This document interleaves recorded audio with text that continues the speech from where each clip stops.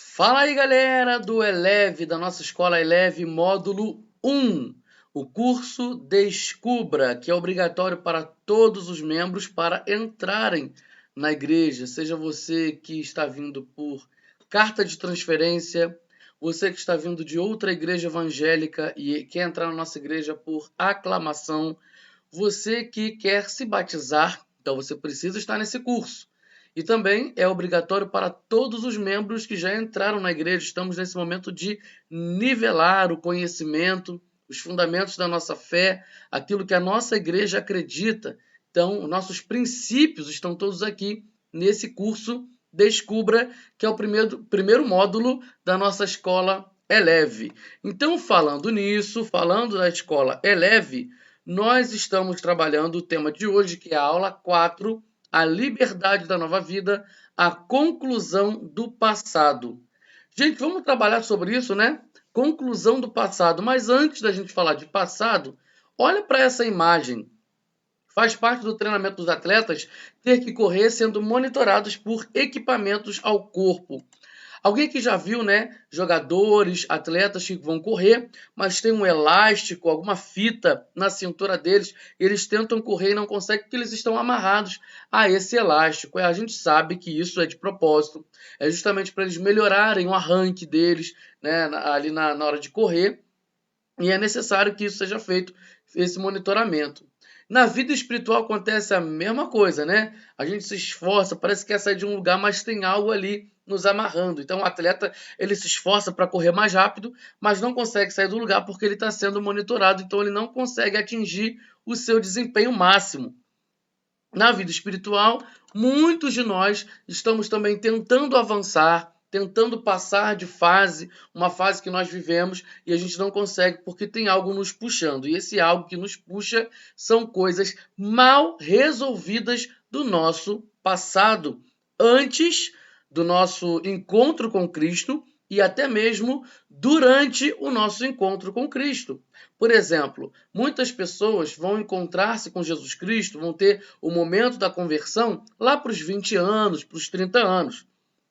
Então, essa pessoa teve um passado, teve uma vivência, laços emocionais, relacionamentos, culturas, aprendeu algo, né? Numa cultura familiar, por exemplo, que poderia ser ali um tipo de pecado. Então, a pessoa aprendeu daquela forma, outras religiões, outros pactos, outras crenças. Então, uma pessoa, quando se converte na fase adulta, ela tem tempo, bagagem, para poder vivenciar todas essas coisas no passado. Eu, por exemplo, não me converti na fase adulta, eu me converti criança ainda, né? Eu me converti com 6 anos de idade, olha só. Então, eu não tive tempo para construir toda uma bagagem do passado. Mas, durante o meu crescimento, a maturidade, durante esse período, eu fui aprendendo aquilo que é do Senhor, mas também fui aprendendo aquilo que não pertence ao Senhor, por amizades, convivências, vendo coisas na televisão, até alguns conceitos que eu fui ter na minha adolescência que o Senhor precisou corrigir. Então, essa conclusão do passado, eu não vou assistir essa aula porque eu nunca me desviei. Não, você tem que participar dessa aula porque mesmo você convertido, você aprendeu coisas com a sua família, com seus amigos e até com algumas igrejas evangélicas, coisas que não pertencem ao Senhor. Pessoas que confirmaram determinados tipos de comportamentos pecaminosos. Tá tudo bem, é assim mesmo. E não tá tudo bem, não. Então nós precisamos concluir esse passado. Então, além da gente trabalhar com isso, vamos avançar. Da mesma forma acontece com um carro que está estacionado numa ladeira. Tem um monte dessa Santa Teresa, né? Ao arrancar para subir, o motorista pode enfrentar dificuldade, pois os pneus podem patinar. Então, ou seja, é difícil o carro quando está subindo. Eu que dirijo, não tenho tanta segurança para dirigir atualmente. Quando eu vou sair de uma ladeira, o carro está estacionado, é sempre mais complicado. Parece que o carro vai andar para trás, parece que o carro vai voltar. Mas a gente tem que se esforçar. Então, o que anda te puxando para trás? Fica aí a pergunta para você. Você já vivenciou uma experiência assim ou outra semelhante? Você já vivenciou algo isso antes na sua vida? Então nós precisamos concluir. Na vida cristã, algo semelhante pode acontecer. Nos esforçamos para avançar, mas por estarmos presos, não conseguimos. O que pode nos prender? Então vamos ficar fixos nessa pergunta aqui. O que é que pode nos prender? A gente começa aqui, gente, com os maus hábitos. Maus hábitos podem nos prender. Maus hábitos nós aprendemos e desenvolvemos durante a nossa vida. E isso desde a infância à adolescência.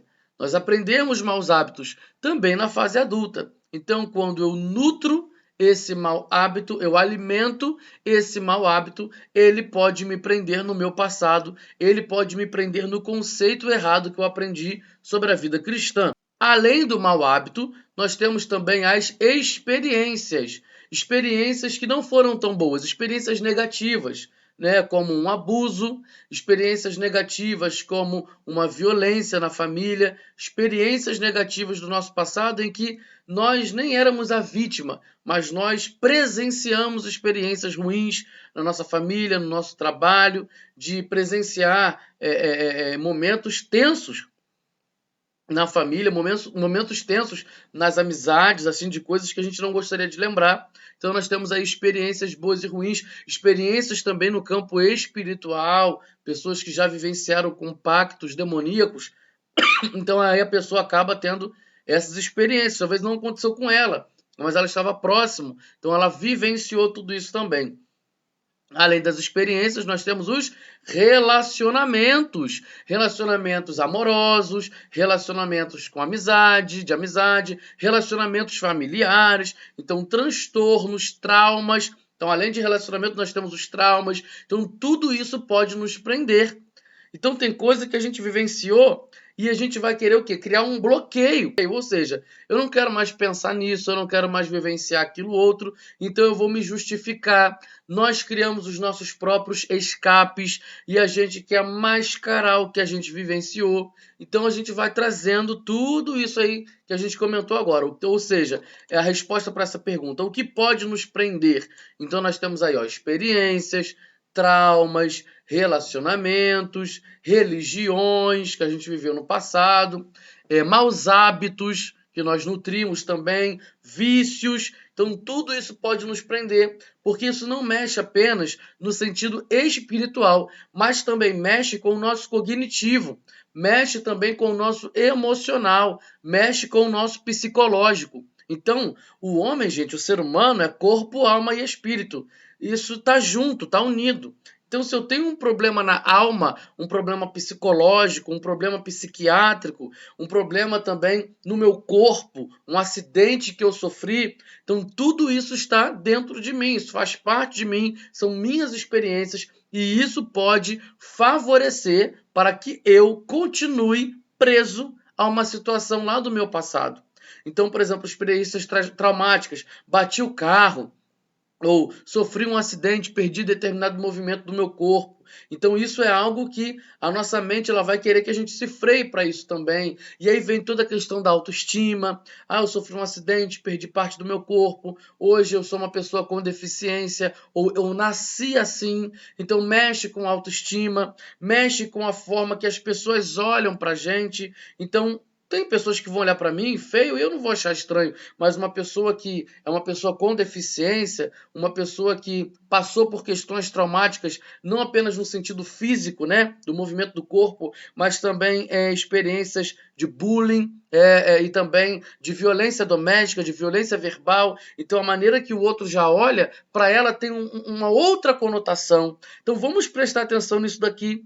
Então, concluir o passado nem sempre são coisas que a gente fabricou, que foi a gente que se envolveu, foi a gente que fez. Às vezes foram coisas que nós passamos porque nós éramos a vítima ou porque passamos perto de situações de pessoas próximas que vivenciaram coisas complicadas. Então, a gente também se blinda, a gente também acaba como é que eu posso dizer? Se martirizando também e a gente acaba também se excluindo de algumas coisas. Então é algo muito complicado de resolver.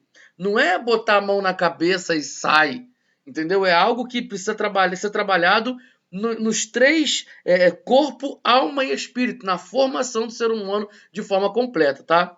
Então, se a gente não consegue ir em frente, é porque estamos presos a coisas que estão no passado. São coisas que se encontram em épocas que vivíamos afastados de Deus. Além disso, além das épocas que nós estávamos afastados de Deus, também nos momentos em que a gente achava que estava perto de Deus, a gente também pode passar por situações difíceis. Porque estar unido a Cristo é diferente de você ter uma religião. Estar unido a Cristo é você pensar como ele pensa, é você identificar as coisas como ele identifica e é você ser parecido com Jesus o tempo todo. É óbvio que a gente não consegue ser parecido com Jesus o tempo todo. Então a gente entra num processo de santificação para sermos parecidos com Jesus, porque ele é o nosso modelo de santidade aqui na Terra. Convivendo com as pessoas. O modelo de santidade de Jesus não é a exclusão. Jesus não se excluía nas montanhas, Jesus não se excluía 100% em lugares isolados. Ele tinha uma vivência com a população e a vivência com a população nunca manchou a santidade dele. Então, como que é o modelo de santidade de Jesus? É continuar convivendo, mesmo que essas pessoas sejam tóxicas para nós. Nós usamos esses termos recentemente, né? A ciência traz esses termos de uso recentemente. Então, assim, Jesus convivia com pessoas tóxicas, com pessoas que não queriam ver o ministério dele prosperar, com pessoas que duvidaram que ele era o Messias. Mas isso não interrompe o propósito de Jesus e isso não mancha a vivência de santidade de Jesus nessa terra. Então, além das coisas que a gente viveu antes de se encontrar com Cristo, nós, na nossa vivência de conversão, vivendo experiências e relacionamentos com esses tipos de pessoas, talvez a gente também se feche.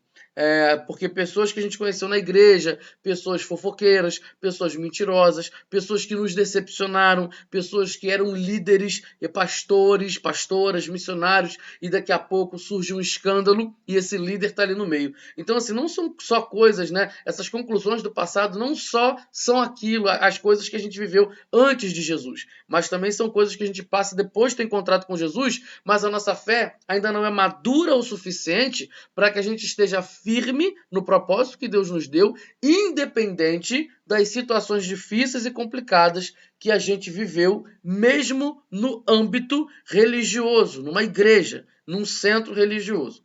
Então, assim, muito cuidado para você não taxar as pessoas que ainda estão num processo de cura, dizendo que elas ainda não têm fé, ou que elas ainda não conheceram a Cristo.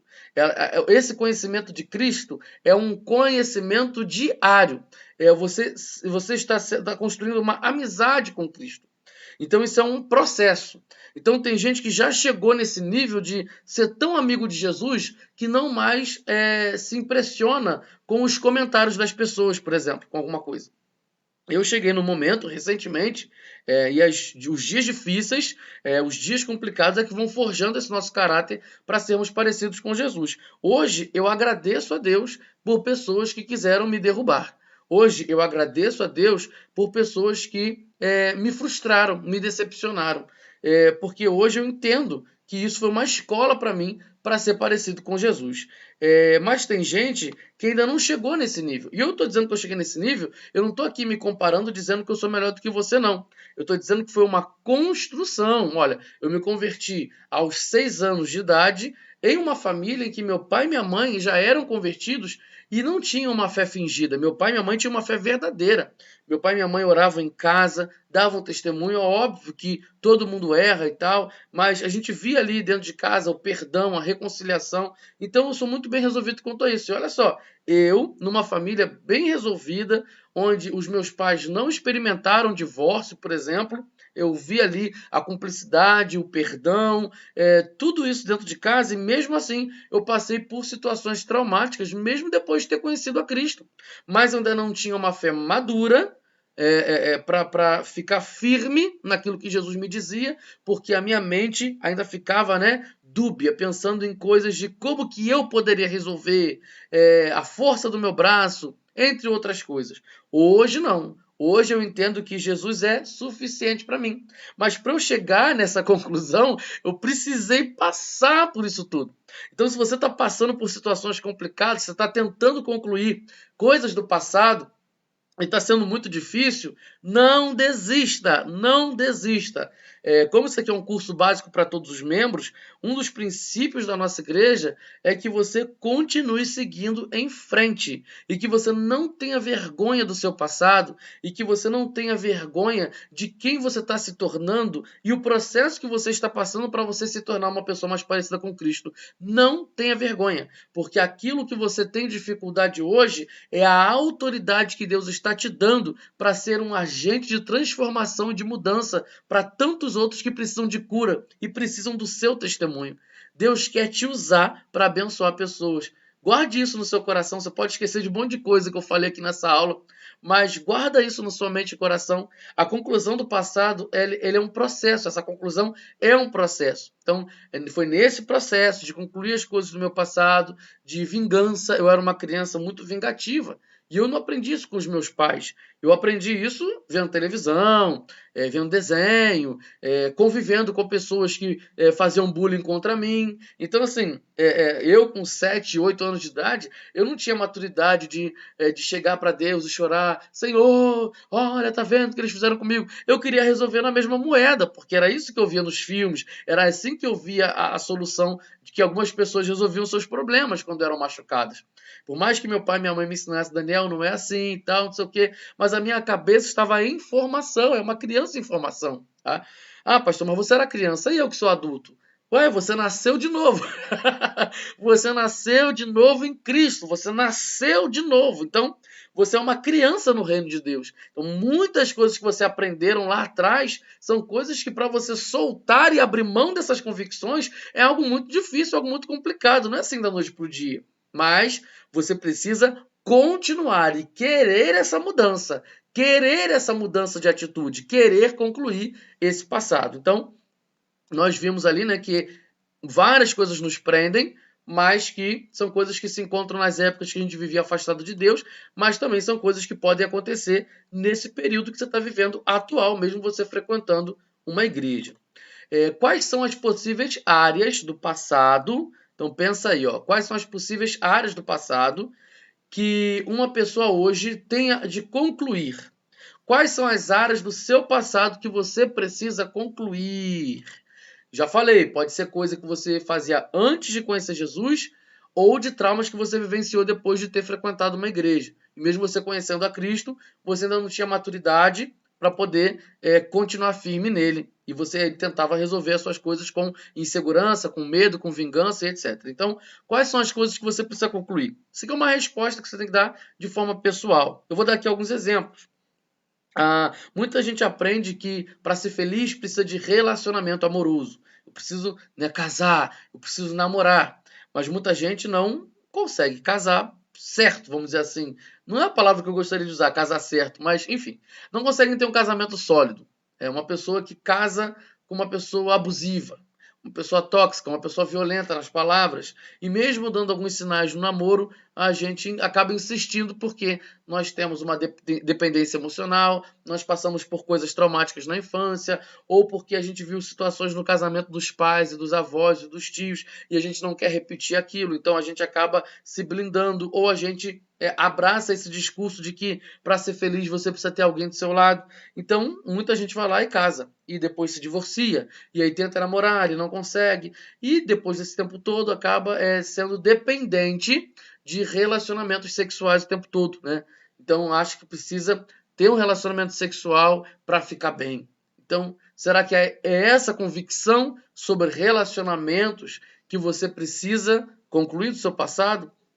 Essa dependência emocional, a questão do dinheiro também. Muita gente é amante do dinheiro. A Bíblia diz que não é o dinheiro que é ruim, mas sim é o amor ao dinheiro, o apego ao dinheiro, que é a raiz de todos os males. Então, muita gente não consegue viver sem dinheiro. Não pode ficar sem dinheiro. E aí, quando fica sem dinheiro, já fica nervosa, já fica estressada, e as coisas não são mais o mesmo. Aí a pessoa desanima. Aí, por causa do dinheiro, a ganância, o querer sempre mais, ou até as coisas simples mesmo, mas a pessoa só vive com dinheiro, parece que ela é apegada ao dinheiro. Então são coisas que você precisa concluir do seu passado. A maneira que você enxerga as pessoas. Será que você é aquela pessoa que sempre acha que o outro está querendo o seu mal? E olha, falou aquilo. E eu acho que aquela pessoa não gosta de mim. Você está sempre querendo a validação das pessoas. Você está sempre querendo que as pessoas te validem.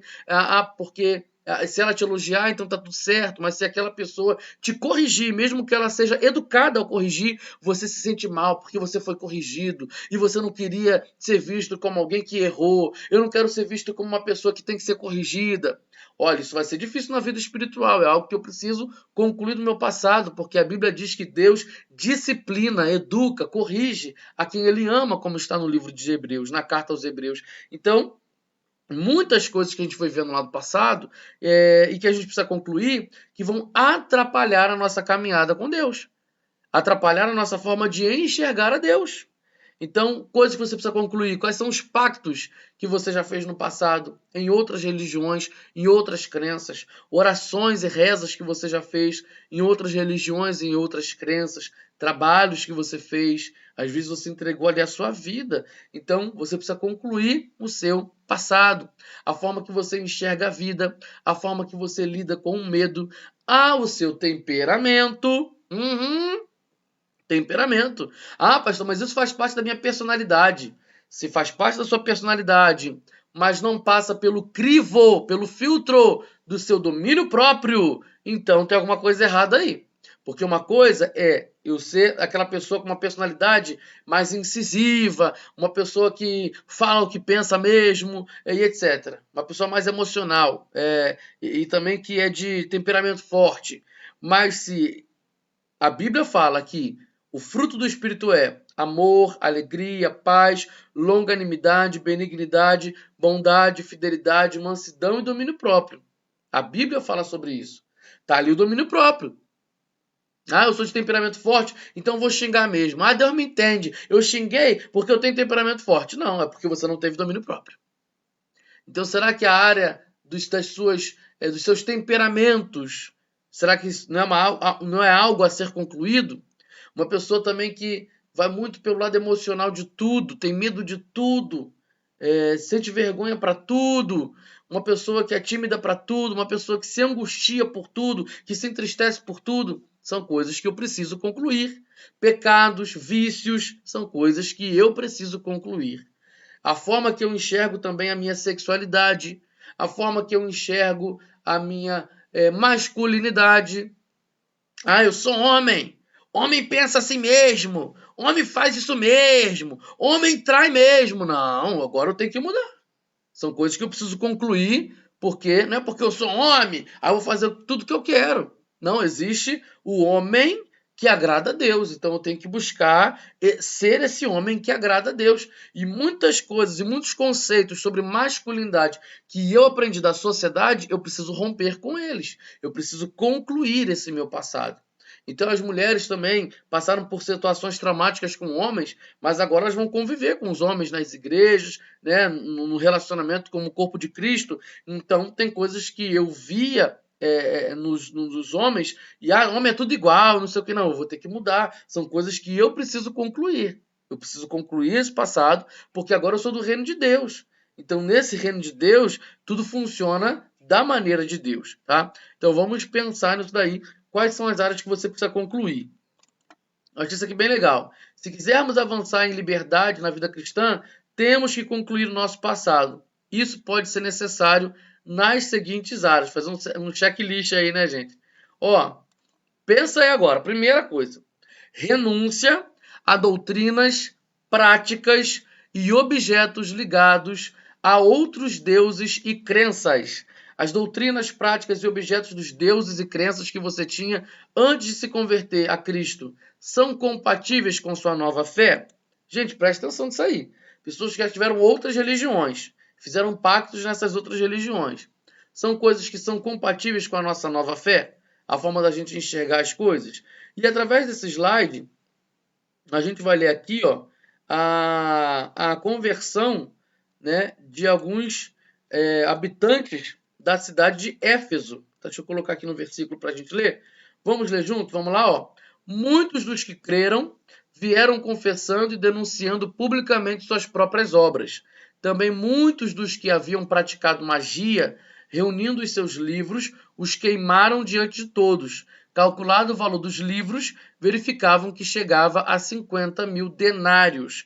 Assim a palavra do Senhor crescia e prevalecia poderosamente. Atos 19, do 18 ao 20, tá? Então vou continuar aqui com esses slides, ó. Nós temos aí a renúncia das outras religiões, dos objetos e práticas. Eles ajuntaram seus livros de feitiçarias e queimaram em praça pública. E a razão disso era de que a fé em Jesus é incompatível com aqueles objetos, com os deuses e crenças que estavam por detrás. E nós temos ali um princípio do Antigo Testamento, de Êxodo 20, né, nos 10 Mandamentos, falando: não faça imagens de nenhuma coisa que lá no céu, né, acima do céu, ou aqui embaixo da terra, ou nas águas debaixo da terra. Não se ajoelhe diante de ídolos, nem os adore, pois eu, Senhor, sou o seu Deus e não tolero outros deuses. Talvez muita gente vai pensar assim: pastor, eu não tenho estátua na minha casa não, eu não sou idólatra. Se você idolatra alguém da sua família, então você é um idólatra. Se o seu filho está acima de tudo, se o seu marido, se a sua esposa está acima de tudo, se o seu trabalho está acima de tudo, se você está acima de tudo, então você é um idólatra de si mesmo, ou um idólatra de alguém da sua família, ou um idólatra de algo que você conquistou. Então, muito cuidado, que idolatria não se mede apenas por ter estátua, mas sim por ter ídolos. E como eu identifico que eu estou vivendo numa idolatria? Quando eu invisto muito tempo e dinheiro e eu não paro de pensar nessas coisas o tempo todo. Então, se o tempo todo eu estou fazendo aquilo e eu penso demais sobre aquilo e eu gasto dinheiro, mexe com o meu bolso, então isso aí é o meu ídolo. Pastor, mas é a família, eu tenho que pensar no meu filho mesmo acima de tudo, porque se eu não pensar assim pelo meu filho, do meu filho, quem é que vai pensar? A Bíblia diz: amar a Deus sobre todas as coisas e ao próximo como a si mesmo. Então, para que eu saiba amar as pessoas de forma correta, sem a influência de uma dependência emocional ou qualquer outro tipo de coisa que a sociedade vem nos ensinar, nós precisamos amar a Deus sobre todas as coisas. E aí sim eu vou conseguir me amar conforme o amor de Deus me ama, e aí eu vou ser capacitado para amar o próximo. Você quer amar o seu filho, sua esposa, etc. São amores diferentes. Tem um amor para a esposa, que é um amor já envolvido pela questão, né, sexual. Você olha e gosta do que vê. Sim, tem um amor pelos filhos, um amor pelos irmãos, um amor fraternal. Sim, tudo isso. Mas para que eu possa amar de forma equilibrada, independente do tipo de amor, eu preciso amar a Deus sobre todas as coisas. É Deus que precisa tomar a minha mente, é Deus que precisa tomar o meu tempo, e eu preciso gastar não apenas a questão financeira, mas meus dons, meus talentos, meu serviço ao Senhor. Eu não estou dizendo aqui que servir ao Senhor é sinônimo de você ter cargo na igreja. Pastor, então eu vou largar minha família em casa porque eu vou fazer um monte de coisa na igreja hoje. Não, negativo. O servir ao Senhor não é só servir a igreja. O servir ao Senhor é você servir a Ele, independente do lugar onde você está. Seja no trabalho, seja num shopping. Você está lá passando com a sua família, mas você e sua família são do Senhor. Quero acreditar que sim. E se não for, vamos orar para que seja um dia. Mas vamos lá. Eu estou aqui partindo do princípio, um exemplo que eu vou dar de uma família totalmente convertida. Pai, mãe e um filho pequeno lá. Eles estão no shopping se divertindo, mas todos eles servem ao Senhor. E aí eles veem uma mulher chorando, por exemplo, sentada num banco ali do shopping, num dos corredores. Então, quando eu chego naquela mulher, me ofereço, né, para ajudar, para alguma coisa, etc., eu estou servindo ao Senhor. Eu não estou dizendo que quando você serve ao Senhor no seu dia a dia, você não pode servir ao Senhor na igreja, tá? Mas os cargos, os ministérios, nada disso pode ficar acima da minha família. Porque a família é o primeiro ministério que eu devo ter para revelar Jesus Cristo. Mas não é dar desculpa. Então eu tenho que servir minha família? Então tá tudo bem. E também não faz nada. Você vai servir a sua família, servir com a sua família, e você também vai servir ao Senhor. Você vai estar também servindo a Deus na igreja. Mas tem que ter um equilíbrio nisso daí. Jesus condena a hipocrisia dos fariseus, que falavam o seguinte: pai, mãe, o dinheiro que eu devia ajudar vocês é oferta ao Senhor. É algo dedicado. Eu não posso ajudar vocês na aposentadoria. Eu não posso ajudar em casa com isso aqui. porque é tudo dedicado ao Senhor. Então, Jesus condena esse tipo de hipocrisia. Olha, eu vou fazer muita coisa na igreja essa semana, eu não vou ter tempo para minha família não, tá? Vocês me entendem, né? Porque eu estou servindo ao Senhor. E também ao contrário.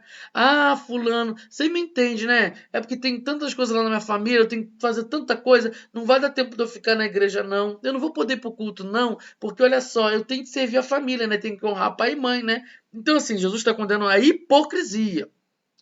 A gente preza pelo equilíbrio. Equilíbrio.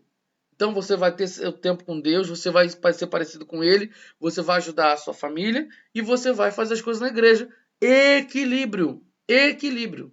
Só que em primeiro lugar é o Senhor, em primeiro lugar Deus, segundo lugar é minha família, terceiro lugar são os outros afazeres, a igreja, o trabalho, etc, etc, etc. Tá bom? Fica aqui só o exemplo para a gente não ser hipócrita, porque às vezes a gente quer idolatrar também a nossa família e também nós queremos idolatrar o nosso ministério. Então a gente faz uma fábrica de ídolos aí. Então a gente precisa queimar esses ídolos. Mas outras coisas que a gente aprendeu aqui é sobre objetos. Pastor, na minha outra religião, essa pedra aqui era energizante, não sei o que, tererê. É só uma pedra. Mas se essa pedra, na outra religião, foi dada a ela, né? Esse significado dela trazer energia e não sei o que lá. E ela foi consagrada, aquela pedra para trazer energia. E ela tá lá ainda na sua casa. Eu vou te dizer para você, cuidado. E se eu fosse você, eu colocaria essa pedra de volta para a natureza. Pastor, por que você está falando isso? É só uma pedra. Questão espiritual agora aqui, tá, gente? Muitos objetos que são consagrados a demônios e que são consagrados a outros deuses, esses objetos, de fato, agora são o quê? Ofertas e são desses demônios, desses espíritos malignos. Eu lembro de uma casa que o meu pai foi visitar, em que a mulher, ela estava toda hora manifestando demônio, a família não era crente, mas pediu para o meu pai lá expulsar o demônio dessa pessoa. Chegou ao conhecimento da nossa igreja, os vizinhos eram membros da nossa igreja, chamaram o meu pai, que era o pastor da igreja na época, para ir lá. Meu pai chegou em casa, a mulher estava super bem. A mulher não estava endemoniada, a mulher não estava manifestando ou dando indícios de que iria manifestar. A mulher atendeu meu pai super bem. Só que quando meu pai entra na casa, tinha um negócio na parede assim para enfeitar, uma decoração para enfeitar na parede. E Deus falou para o meu pai que aquele objeto era um objeto consagrado a demônios. Ou seja, o diabo ele se sentia à vontade naquela casa por causa daquele bendito objeto que estava ali, porque foi consagrado a ele. E a pessoa botou ali na parede. Quando meu pai mencionou o tal objeto, a mulher manifestou. Ó, presta atenção nisso aí. Eu não estou dizendo para você que todo quadro que você põe na parede, que todo presente que você recebe... Gente, vamos ter equilíbrio aqui, tá? Não é pra gente ser fanático e místico, não. Mas eu estou dizendo para você que tem alguns objetos que são consagrados a demônios. E eu não vou querer esses objetos dentro de casa. Ok? Presta atenção nisso aí. Teve um dia que eu e a Angélica recebemos de uma pessoa um anel já usado. E a gente não se importa a gente receber coisas usadas. Aqui em casa a gente tem várias coisas usadas. Essa estante que você está vendo aqui atrás de mim foi doação. A gente ganhou isso aqui, foi doado. Era de uma instituição aí. A mesa, cuja o notebook está aqui me gravando, foi doação. Essa cadeira que eu estou sentado foi doação. Várias coisas aqui da minha casa foi doação. Que quando eu voltei de Brasília para morar no Rio de Janeiro, eu não tinha dinheiro para construir uma casa e para comprar eletrodomésticos, móveis. Muitas coisas eu ganhei de instituições, de pessoas, de igreja, um monte de gente nos ajudaram nesse recomeço, tá? Então eu não estou falando aqui contra a questão de doação, não. E coisa usada, não. Muitas coisas que eu tenho é usado. E aí, uma pessoa nos deu um anel. Ah, eu lembrei de vocês, o casamento de vocês é tão lindo, e não sei o quê. E era uma pessoa normal, era uma pessoa que conhecia a gente normal. Mas eu peguei aquele anel e algo dentro de mim falava assim: joga isso fora. Isso é consagrado. Joga isso fora. Eu não dava tempo de falar isso com a Angélica na hora. A gente só agradeceu. A gente agradeceu, a pessoa foi embora. E A Angélica falou comigo, eu já estava pensando nisso, e a Angélica falou assim: eu achei esse anel muito esquisito, Daniel. Eu não quero ficar com esse anel, não. Eu não quero... Tem uma coisa muito estranha aí. Eu não tô em paz com esse anel. Eu falei, amor, eu tô sentindo a mesma coisa, e eu ouvi de Deus aqui falando que a gente tem que jogar esse negócio fora. Eu e a Angélica oramos, oramos pela pessoa que nos deu o anel, porque talvez ela não sabe, né? Ela é inocente e o diabo vai usar a cabeça fraca de muita gente. E era uma pessoa que não era cristã, então nós oramos pela vida dela e jogamos aquele anel fora. E aí também eu quero comentar aqui de outra situação verídica, né? Uma educadora religiosa, batista, foi receber uma boneca de presente e ela passou a ter coisas difíceis em casa, muita doença, muita briga, muita confusão. E aí ela botou as bonecas tudo em cima da mesa, né? Da cama. Botou todas as bonecas porque o Espírito Santo falou com ela que era um dos presentes que ela tinha recebido. E tinham várias bonecas ali na casa dela. E ela colocou tudo em cima da cama e uma boneca virou, né? E aí ela se assustou ali na hora. E aí foi perguntar a procedência da boneca. E a boneca estava consagrada a demônios. Então, assim, eu não estou dizendo que são todos objetos. E é tudo que você ganhou. Não. Mas é o discernimento espiritual. Por isso que as coisas espirituais se discernem espiritualmente. Então, muito cuidado. Você ganhou alguma coisa? Ora, pergunta ao Senhor, fala com Deus. Simples assim. Você não precisa destratar quem te deu o presente. Você não precisa ser mal educado com quem te deu o presente. Você não precisa jogar na cara da pessoa depois que você descobriu que aquilo dali era consagrado. Você não tem que chegar lá na pessoa e jogar na cara dela que ela fez aquilo. Não, você não tem que fazer isso não. Você tem que ser educado, você tem que ser igual a Jesus. Você tem que ser parecido com Jesus. E Jesus só era incisivo e nervoso com aqueles que eram hipócritas, com aqueles que vinham de outras religiões, de outras crenças, que não tinham, né, entendimento da palavra. Jesus era educadíssimo. Você vai ver isso na forma que ele tratou a mulher adúltera, na forma que ele tratou a mulher samaritana, da forma que ele tratou até o próprio fariseu Nicodemos, entre outras coisas. Então, assim, gente, muito cuidado, tá? Muito cuidado. Essa sensibilidade da gente ser educado, da gente ser gente como a gente, de revelar Jesus, até nos momentos difíceis, a gente tem que cuidar disso. Mas você percebeu que aquele objeto é algo consagrado? Então, no seu momento, em casa, você ora e você se desfaz daquele objeto. E não vai dar esse objeto para outra pessoa também não, né, gente? Pelo amor de Deus. Se percebeu que o objeto é ruim, você vai jogar o objeto fora. Igual o pessoal de Éfeso, eles queimaram os livros. Ah, mas é só uma folha de papel. Eram folhas de papel que estavam ali com as feitiçarias, com as magias e consagrados aos deuses deles. Então eles queimaram. Então, se necessário for, queima esse negócio, entendeu? Se desfaz disso, para que nenhuma outra pessoa possa ser atacada com aquilo, ok? Então, é uma orientação que eu faço. E não é pra gente ser aquele crente místico, fanático, né, cheio de ideias maluca. Não, não é isso não. Pelo amor de Deus, hein? É equilíbrio, equilíbrio, ok? Vamos agora falar de um outro assunto. Acerto de contas com pessoas e instituições ofendidas ou prejudicadas. Como você pode ter ofendido ou prejudicado pessoas e instituições no seu passado? Eita, meu Deus do céu! Pessoas que você xingou, que você brigou, que você acusou. E aí, você já pediu perdão para essa pessoa? Você perdoou essa pessoa? Porque aqui é uma conclusão de passado. Conclusão de passado. Nós precisamos acertar as contas. Olha aí esse slide, acertando as contas. Zaqueu havia furtado e roubado diversas pessoas, causando-lhes grandes prejuízos. Em seu encontro com Jesus, ele dispôs-se a acertar as contas com cada uma delas. Então, se você ofendeu ou prejudicou alguém durante sua vida, procure essas pessoas e acerte as contas com elas. Se ao invés de ser o ofensor, você foi o ofendido, então libere perdão. Uma das formas da gente mostrar o nosso verdadeiro arrependimento são os frutos do arrependimento. Zaqueu teve um encontro com Jesus, quer dizer, Zaqueu estava na árvore para ver Jesus, mas Jesus chama Zaqueu e se convida para jantar na casa de Zaqueu. Zaqueu recebe Jesus e ele fica tão impactado com esse encontro, não só físico, mas um encontro espiritual, que o próprio Zaqueu Não foi Jesus que deu a ideia. O próprio Zaqueu caindo em si, agora que ele tem um encontro espiritual com Jesus também. Algo mexe aqui dentro. Então, Zaqueu, mexido por esse encontro espiritual, por essa mudança, por essa atmosfera, ele vai lá e faz o quê? Ele vai dizer, eu vou devolver, né, aquilo que eu roubei das pessoas, aquilo que eu faltei com essas pessoas. Então, Zaqueu, ele vai ter essa atitude de devolver o dinheiro além do que a lei pede. Preste atenção nisso. Zaqueu, ele dá além do que a lei pedia. O problema é que a gente faz o seguinte: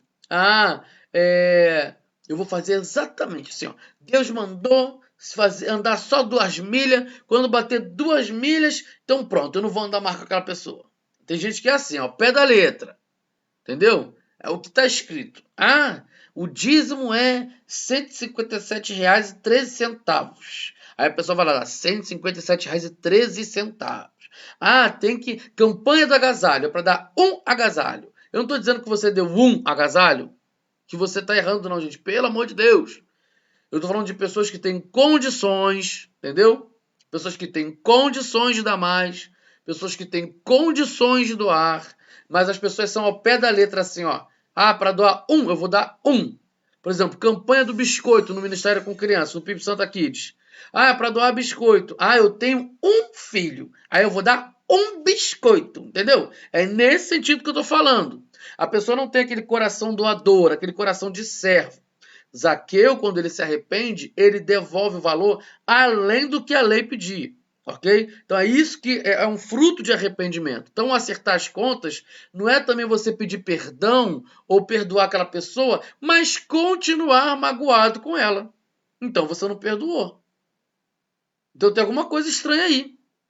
Você está sendo só ao pé da letra? Deus mandou perdoar. Você perdoou. É igual quando o pai e mãe pede para a criança fazer as pazes com a outra. É para fazer as pazes. Aí aquela criança, tá bom, tô fazendo as pazes. Desculpa. Aí quando a mãe e o pai vira, aí dá a língua. Não adiantou nada. Entendeu? Aí a gente reclama das crianças que elas são assim, a gente faz igualzinho. Deus manda você fazer algo, aí você faz com desgosto, né? Você faz obrigado, você vai lá obedecer a Deus, porque você não quer obedecer. Aí você, tá bom, tá fazendo, você não tá vendo. Não é a mesma coisa de fazer. Você não tá com o coração ali. Então, acertar as contas é acertar de verdade. Se ofendeu alguém, você vai ter que ir lá pedir perdão para aquela pessoa. Pastor, não estou preparado. Eu entendo que são coisas muito complicadas. Uma coisa é você chamar uma pessoa de feia, ou de burra, ou de qualquer outra coisa, e você ir lá pedir perdão pelo que você falou. Por mais que isso doa na pessoa, mas a gente sabe que tem coisas piores que eu posso elencar aqui. Você matou o filho de alguém. É muito mais complicado você ir lá pedir perdão. Porque não é só pedir perdão. Você tem que estar lá disposto também para ouvir o que essa pessoa tem para falar. São coisas que você não gostaria de ouvir. Mas você está se redimindo com o Senhor. Você está acertando as contas. Então você tem que ir lá preparado também para saber que aquela pessoa, às vezes, ela não vai estar preparada para te perdoar. Não é porque você está indo lá pedindo perdão que a pessoa tem a obrigação de te perdoar. Você tem que fazer isso por obediência ao Senhor e por amar ao Senhor e para mostrar frutos de arrependimento. Você indo pedir perdão não é sinônimo de que aquela pessoa também vai te aceitar abertamente, porque agora você está indo lá pedindo perdão. Sendo que, passou quanto tempo que você fez isso? Que você fez algo ruim contra ela? Passou muito tempo. Agora que deu na sua telha de você ir lá perdoar, aí você acha que ela tem a obrigação de te perdoar também? Pastor, mas ela é crente. Mas quanto tempo você é crente, você não foi lá pedir perdão? Você é crente. E você não foi lá resolver a questão com ela. Então, mesmo ela sendo crente, às vezes também ela não vai estar com aquela maturidade que você agora está tendo para ir lá resolver o seu problema. Mas independente do que você ouvir, do que as pessoas vão falar, do que elas vão dizer, você tem que ser igual Jesus. Você tem que andar em santidade. Então você vai lá pedir perdão. Você vai lá acertar as contas, mesmo que aquela pessoa não queira te ver pintado de ouro, ou ela não quer te ouvir, mas você vai lá, você vai tentar uma aproximação. A aproximação que eu falo aqui não é para você voltar a ter amizade, não é ser uma pessoa íntima, não. Você vai voltar lá para pedir perdão. E se for muito complicado, você vai pedir alguém para andar com você, alguém para ser ali um intermediário, ou até mesmo a minha pessoa, pastor. Eu preciso pedir perdão para fulano. Eu vou te contar a história no aconselhamento. Aí você marca o aconselhamento comigo. Ou futuramente, quando tivermos as células, você conversar com seu líder de célula ou com seu discipulador. E aí você vai lá conversar. E aí você chama, fulano, como meu discipulador, como minha discipuladora, você pode ir comigo, porque eu preciso pedir perdão para fulano, para Beltrano, mas eu não sei como é que vai ser isso, eu não sei se a pessoa vai me receber. Eu acho que você ali você vai me dar mais segurança, vai me ajudar a pedir perdão. Perfeito! Você está querendo ajuda. Agora, você sabe que tem que perdoar, mas também você não pede ajuda, você não ora sobre isso, você não se expõe, você não pede um aconselhamento. Poxa, então você não está arrependido. Você não está gerando fruto de arrependimento. Agora, tem pessoas que você prejudicou que a pessoa nem viva mais está. A pessoa já morreu. E aí, o que você faz? Ai, graças a Deus, a pessoa morreu e eu não preciso mais resolver? Não.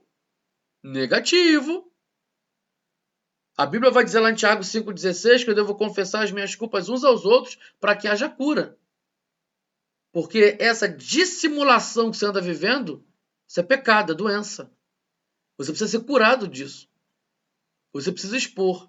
Olha, eu sei que fulano morreu, mas eu fiz algo que ainda mexe comigo. Mexe comigo, mexe com o meu ego, mexe com o meu passado. Eu fiz aquilo, não sei o quê. Então, pastor, estou conversando isso aqui porque eu não quero que isso mais fique aqui dentro. Eu quero pedir perdão a Deus de verdade, eu quero me arrepender. Entendeu? Eu não quero ficar achando que está tudo certo só porque a pessoa morreu e agora está tudo bem. Eu quero estar limpo diante do Senhor. E tem coisas que você vai ter que resolver com a família da pessoa. Dependendo da situação que você fez, são coisas que foi alastrando para dar confusão e ser prejudicial para a descendência daquela pessoa. A pessoa não está mais aí. Ai, pastor, mas isso aí não precisa fazer, não. Deus me livre e guarde. Agora todo mundo vai ficar sabendo. Zaqueu foi além da lei. Será que você também não pode ir além da lei? Você que roubou uma pessoa, por exemplo, financeiramente. A pessoa morreu. Ninguém sabe disso. Mas você está vendo que a família dessa pessoa está passando necessidade. Você consegue dormir bem com isso? Ah! Que Espírito Santo é esse que está dentro de tu? Você consegue ficar em paz? Sabendo que você acusou uma pessoa injustamente, ela perdeu o emprego e depois ela morreu, e a família agora dela está passando por problemas financeiros, você vai ficar em paz? Que Deus é esse que tu serve? Então você tem que ir lá, vai reparar a família. Você não precisa botar num megafone. Gente, o fulano morreu por causa de mim, porque fui eu que acusei ele injustamente disso. Você não precisa fazer isso não, não precisa fazer. Porque isso também é uma forma de trazer o holofote para você. Cuidado com as motivações. Porque aí a pessoa, nossa, fulano tá tentando se redimir, fulano agora é santo. E aí você fica cheio de, olha, tá vendo? Foi bom ter falado, porque agora todo mundo tá achando que eu sou santo. Ah, faz-me favor. Então cuidado com as motivações. Você não precisa ir lá no megafone anunciar para o mundo todo. Mas tenha atitudes que você é uma pessoa arrependida, que você está arrependido. Então você precisa acertar contas com essas pessoas, sim. Você precisa. Ah, você pecou contra seu esposo, contra sua esposa. Você precisa acertar a conta. Às vezes você não vai conseguir na hora falar. Você não vai conseguir naquele momento. Mas você precisa pedir ajuda. Deus já te perdoou. O pior, que é você viver longe de Deus para sempre, já está resolvido, porque Deus já te perdoou. Deus te perdoa quando você confessa com Ele, para Ele, sem intermediação. O nosso intermediário na oração é Jesus Cristo e o nosso intercessor é o Espírito Santo. Então, você confessou para Deus, ou seja, Pai, Filho e Espírito Santo, você confessou para o Senhor, Ele já te perdoou. Mas para que haja cura, você precisa fazer o quê? Acertar as contas. Mesmo que isso seja complicado. E tem coisas que você não vai conseguir falar agora, entendeu? E fique em paz com isso, que eu não estou aqui para te julgar. Eu já prejudiquei pessoas e depois de um tempo é que eu fui falar. Porque Deus precisava também trabalhar no meu coração para eu chegar nesse momento para falar, para confessar pecado. E eu sei na pele Como é difícil você admitir que você prejudicou uma pessoa. Eu senti isso na pele. Igual quando Davi fala, enquanto eu não confessei meu pecado, os meus ossos estremeciam. Eu sei o que é isso. Então fique em paz. Fique em paz. Eu sei o que você está sentindo. Mas você precisa acertar essa conta. Você precisa disso. E tem coisas que são muito complicadas. Muito, muito, muito complicadas. Situações muito difíceis. E é um processo. Um processo. Tá? Então, muito cuidado. E, infelizmente, tem coisas que realmente não foram assim, tão explícitas, tão expressas e tal, etc., que você vai realmente confessar com alguém da igreja. Talvez você não vai chegar naquela pessoa, porque aquela pessoa nem tá sabendo, a pessoa você falou dela para alguém, não sei o quê, mas ela nem sofreu os efeitos daquilo.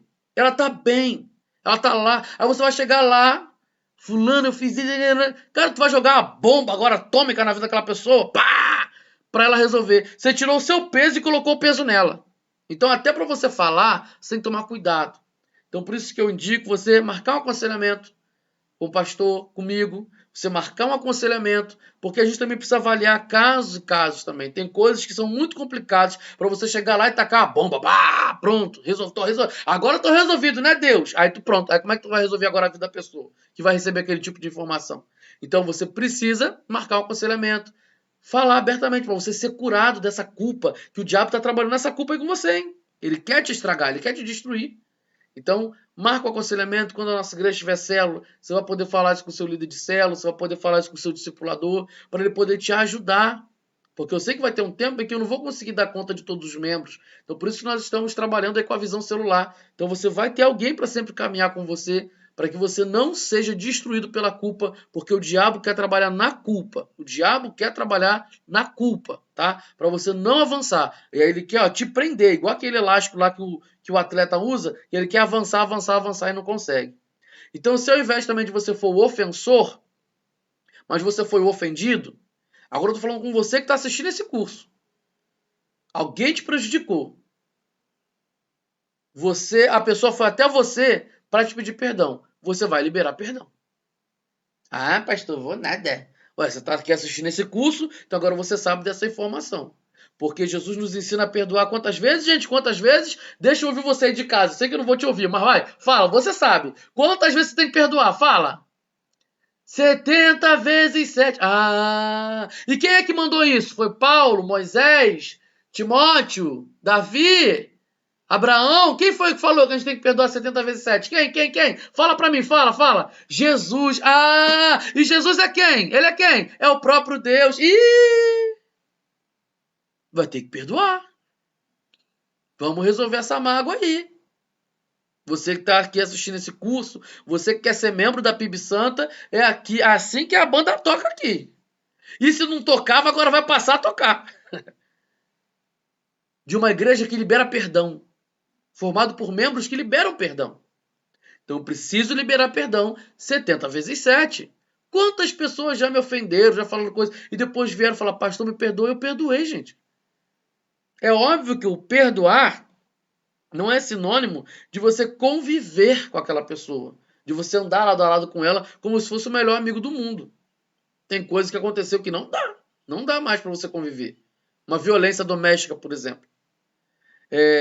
Mas você precisa assim, estar resolvido com aquilo, porque se um dia você está num ônibus, você está numa festa de casamento, você está numa festa de aniversário, você está num culto, você foi para um congresso, você viajou para fora do país, aí você está lá num restaurante, a pessoa aparece ali. Então você precisa resolver isso aqui. Você precisa estar resolvido com isso aqui também. Tá? Tem pessoas que eu achava que eu já tinha perdoado, mas quando eu vi, eu olhei e falei assim, eu não estou resolvido ainda. E eu cheguei em casa e falei, Senhor, me ajuda a liberar perdão para essa pessoa. Porque essa pessoa me prejudicou. E tem gente que é tão cara de pau que te prejudica e nem sabe que te prejudicou. Ainda tem isso. As pessoas dissimuladas por aí pra caramba. Eu nem sei se essa pessoa tem consciência do estrago que ela fez na minha vida. Mas eu falei assim, Senhor, me ensina a perdoar. Me ensina a perdoar, me ensina a perdoar. E o Senhor vai trabalhando isso no nosso coração. Vai ter hora que você vai andar com aquela pessoa. Andar não, mas ver aquela pessoa em algum lugar. Que você resolveu. É bem melhor resolver ser parecido com Jesus. E Jesus não fez isso na cruz, gente? Pai, perdoa-lhes porque eles não sabem o que fazem. Talvez a sua oração pode até ser diferente, dizendo assim: Pai, perdoa, sabe o que está fazendo, sabe que é safado sim. Sabe que é safado, sabe que está estragando, sabe o que está fazendo, mas perdoa ele, Pai. Perdoa e me ensina a perdoar, tá bom? Então fica aí esse acerto de contas. O que mais a gente tem que acertar a conta, gente? Como você pode ter ofendido ou prejudicado pessoas e instituições no seu passado? Por exemplo, regularização ou abandono de relacionamentos impróprios, né?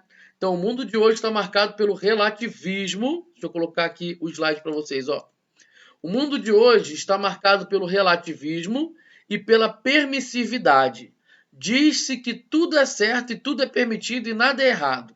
Contudo, a Bíblia afirma que há coisas certas e existem coisas erradas. Antes da gente passar para o próximo slide, vamos pensar aqui. Tem coisas que você ofendeu pessoas. Então você vai lá, como a gente falou aqui, você vai pedir perdão e você vai perdoar. Agora tem coisa, agora o pecado, gente, todo pecado, o primeiro ofendido é o Senhor. Sempre. Todo pecado que você comete, dentro do corpo ou fora do corpo, com alguém ou sem alguém, todo pecado feito na mente ou fisicamente, o primeiro ofendido é o Senhor. Por isso que a Bíblia vai dizer em 1 João capítulo 1, versículo 9, se confessarmos os nossos pecados, ele é fiel e justo para nos perdoar os pecados e nos purificar de toda injustiça. Ou seja, pecou, confessa na hora. Na hora. Assim, pecou. Vê aquele negócio lá, você errou. O Espírito Santo já está ali falando, olha, você vacilou agora. Na hora você vai pedir perdão. Na hora ao Senhor, você vai confessar o seu pecado e você vai pedir perdão ao Senhor na hora. Não deixa para amanhã. Não deixa para amanhã. Nós precisamos confessar na hora, porque o diabo trabalha na culpa para a destruição. A Bíblia vai dizer, o apóstolo Paulo aos Coríntios vai dizer o seguinte: a tristeza segundo o mundo produz morte, mas a tristeza segundo Deus produz arrependimento para a salvação. Enquanto você não confessa isso ao Senhor, o diabo vai continuar trabalhando na culpa para destruir você. Em todos os sentidos. Em todos os sentidos da sua vida. Ele vai aproveitar essa sua fraqueza. Agora, quando você confessa ao Senhor, porque é o primeiro passo para o arrependimento que você está fazendo agora. É confessar ao Senhor, na hora. E tem coisas que a outra pessoa ofendida, Deus também sendo ofendido, então a gente tem que regularizar a nossa vida, tá? Regularizar a nossa vida. Eu vou passar aqui para o próximo slide para a gente entender.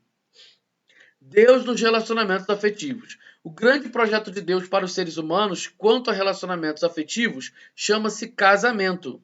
Para a Bíblia, o casamento se dá entre um homem e uma mulher, quando eles decidem deixar a provisão de seus pais e constituir uma nova família. Todo ou qualquer relacionamento ou prática fora desse padrão pode ser considerado irregular ou impróprio e pode impedir o avanço na vida cristã. Preste atenção nisso aqui. O grande projeto de Deus quanto aos seres humanos em relacionamento afetivo é casamento. Eu não estou dizendo aqui que Deus quer que todos se casem. Já tira esse cavalinho da chuva. Não é projeto de Deus que todos se casem. Não é. Tá? Não é. Tem gente que não vai casar. Põe isso na sua cabeça. Tem gente que não vai casar. Tem gente que não tem capacidade cognitiva e espiritual para casar. Tem gente que não tem maturidade para casar. Tem 50 anos, mas não tem maturidade para casar. Então tem gente que não vai casar. Um dos princípios da PIB Santa, e eu como pastor tenho esse princípio, é de não ficar fazendo operação cupido para os membros. Isso é um princípio que eu zelo, e enquanto eu for pastor dessa igreja, é algo que eu vou passar para toda a igreja, esse negócio de ficar, fulano tá solteiro, fulano tá solteira, vamos juntar. Para com isso. Para com isso. Ah, pastor, mas comigo foi assim na outra igreja, o povo fez isso, e agora a gente está junto. Ah, que mal tem. Graças a Deus, você e seu marido tiveram capacidade para casar. e maturidade para entender isso. Porque várias operações Cupidos não deram certo. E eu não estou dizendo que não tem que ter operação Cupido ou que isso é pecado. Eu não estou dizendo nada disso. É para a gente ter cuidado, porque isso mexe com o emocional das pessoas. Cuidado! Às vezes você está botando alguém para casar com um abusador. E abusador não tem cara de abusador, não. Pedófilo não tem cara de pedófilo. Violento, às vezes, não tem cara de violento. Às vezes vem tudo no amor, vem tudo não sei o quê, um cara crente, é um homem de Deus, é mulher de Deus. E aí você tá lá na Operação Cupido sem o discernimento espiritual. Cuidado. Eu não tô dizendo, gente, que nunca mais a gente pode brincar do outro com o fulano, mas até na brincadeira tem que tomar cuidado. Você não sabe o que aquela pessoa passou. A pessoa mal entrou na tua célula, aí você já fica, fulano e fulano. Você não sabe se aquela pessoa é viúva, se ela é divorciada, se ela se separou, mas ainda não se divorciou e quer voltar pro marido. Aí fica aquela brincadeira. Você não sabe. Você não sabe se aquela pessoa tem uma orientação sexual diferente da sua.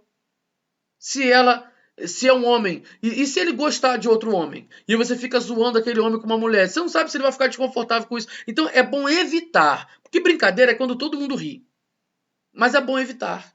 Agora, por discernimento espiritual, você está orando, você ora por aquela pessoa, é a pessoa que você está caminhando ali no discipulado.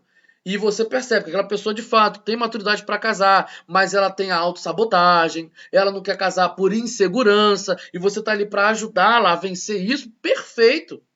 E aí você vai orar e tal, para que aquela pessoa seja destravada de todos esses traumas que ela passou, para ela poder casar. E se tiver ali alguém num acampamento, num retiro, num passeio, num congresso, que você vê que combina e tal, vocês estão orando, jejuando, o Espírito Santo está ajudando vocês nisso daí. Perfeito, glória a Deus.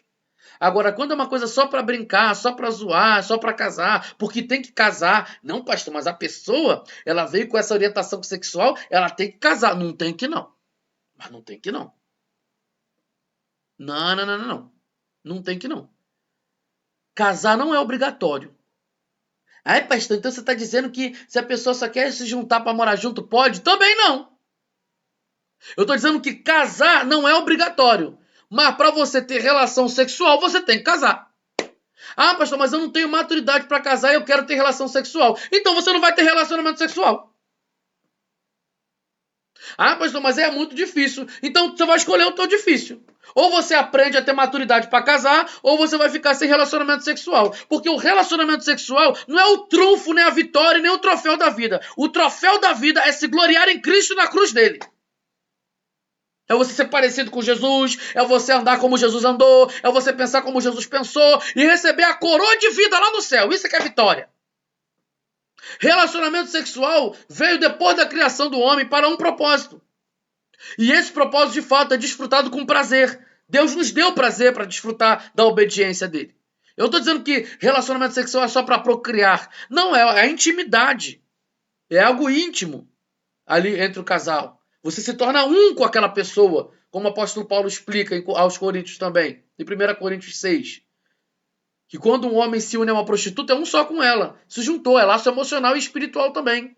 Mas quando um homem se junta ao Senhor, é um com Deus. Olha só como é que Paulo compara. Paulo compara a relação do ser humano com Deus da relação de um ser humano com uma prostituta. Porque o sexo, a relação sexual, é união emocional e espiritual. Olha a comparação que Paulo faz. Então, relacionamento sexual não é brincadeira. Relacionamento sexual não é oba-oba. Por mais que você sinta prazer e por mais que de fato o relacionamento dê prazer, é maravilhoso quando um marido e uma mulher têm prazer no relacionamento sexual, porque infelizmente muito homem vai ter relacionamento sexual para só se satisfazer e não dar prazer para a esposa. Tá errado! O relacionamento sexual não é para você se satisfazer de forma individual. É uma troca de prazeres. É você jogar prazer pro outro e a pessoa te faz prazer também. É uma dança. É algo bom para ser feito e construído a dois. Mas a sociedade banalizou o sexo. Ou seja, eu pago uma prostituta para ela me dar prazer, porque eu só quero receber prazer. Acabou o programa e aí acabou a história. Cada um vai pro seu lado. Eu não posso trazer o conceito de sexo da sociedade para dentro do meu casamento. em que a minha esposa, ela deve só me satisfazer. A minha esposa não é uma prostituta, o teu esposo não é um prostituto, para só te dar prazer e acabou. Há uma construção feita ali. Mas para isso acontecer, eu preciso o quê? Me unir com aquela pessoa. Um enlace matrimonial, casamento. É o que Deus fez. Tudo aquilo que é fora do padrão de Deus, Jesus vai chamar de impureza sexual, imoralidade sexual. Deus nunca bateu palma, Deus nunca celebrou esse negócio de Abraão se juntar com Agar. Essa história de um homem ter mais de uma mulher não começou com a família de Sete.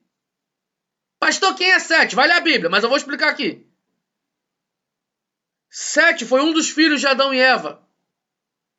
E a partir da descendência de Sete é que se passa a invocar o nome do Deus vivo, com seriedade. Agora, o homem que inventou esse negócio de casar com duas mulheres veio da família de Caim. E os descendentes de Caim não buscavam ao Senhor, eles buscavam prazer próprio. Eles buscavam se engrandecer.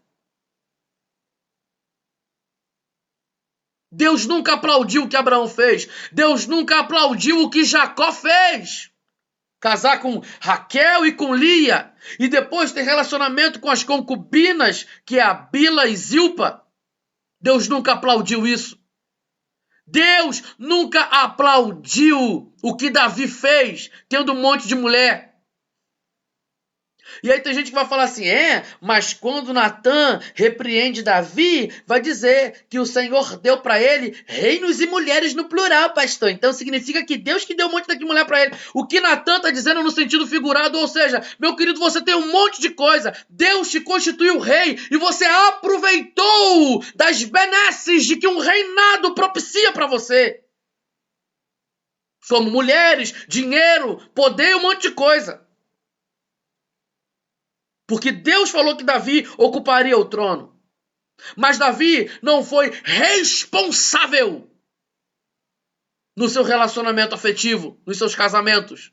Olha a bagunça que deu. Você vai ver que todo mundo na Bíblia que teve mais de uma mulher é só bagunça, é só dor. Abraão, bagunça. Jacó, bagunça.